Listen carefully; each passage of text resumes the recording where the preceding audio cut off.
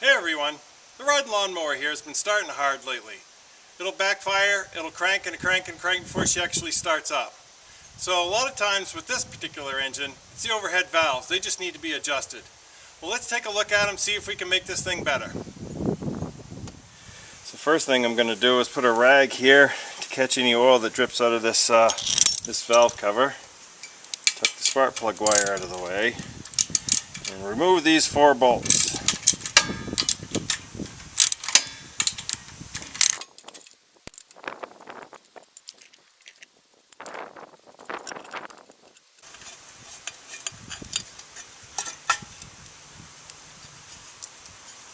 So this gasket looks like it's in pretty good shape. So we'll set the cover aside.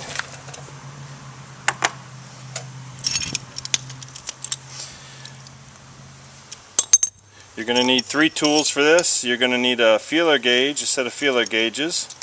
You're going to need a Torx screwdriver or Torx bit and an opening wrench. I went online to Briggs and Stratton.com to find my valve clearances for my engine. They got a nice chart there and you just pick it out. First thing you want to do is identify which is the intake valve, which is the exhaust valve. I just follow the exhaust pipe up, find the exhaust port, and that valve lines up with that exhaust port. So this one's the exhaust valve and this one is the intake valve. So now I'm going to rotate this engine with my hand to see if I can compress one of these valves.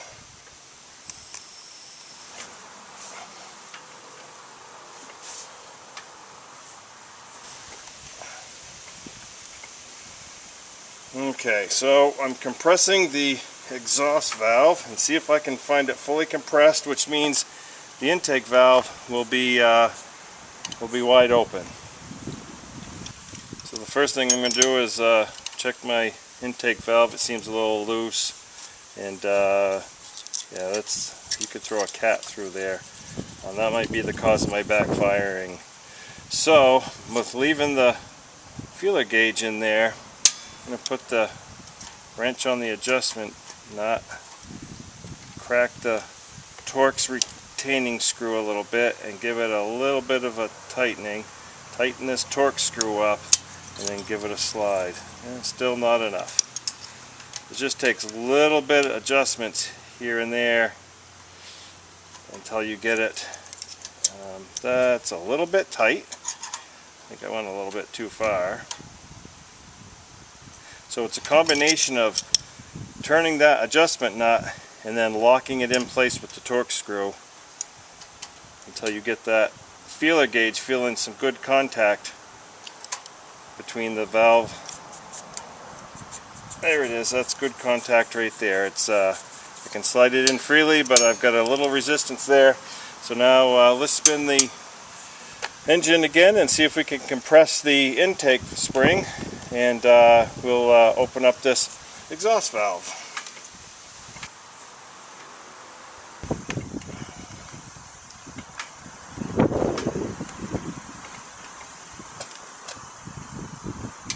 Okay, this one feels pretty good. I'm going to check the exhaust, and that one seems to be right on. That's got good contact.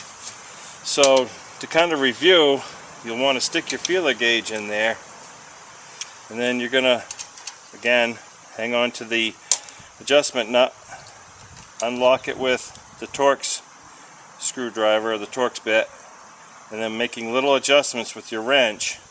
Check your gap, and then hold on to your wrench, tighten it up with the Torx, and you should be all set. I'm going to take and rotate this one more time and just check that intake one.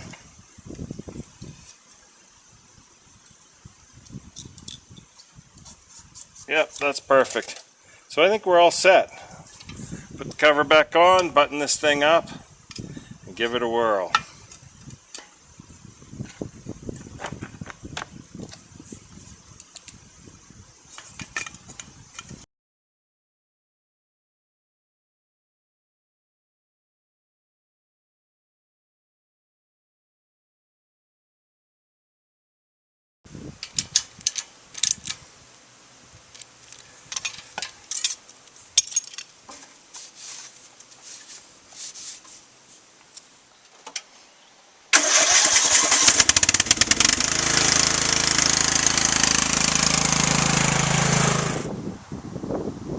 I'd say that's what took care of it.